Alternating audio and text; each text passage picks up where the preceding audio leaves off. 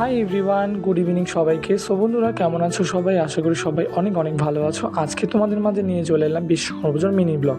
তোমরা তো জানোই যে দুদিন আগে ছিল বিশ্বকর্মা পুজো। তো বিশ্বকর্মা পুজোর একটা মিনি ব্লগ তোমাদের আগে শেয়ার করি, ভাবলাম বড় ব্লগও আসছে, তার জন্য চোখ রাখতে হবে ইউটিউব আর ফেসবুক চ্যানেলে।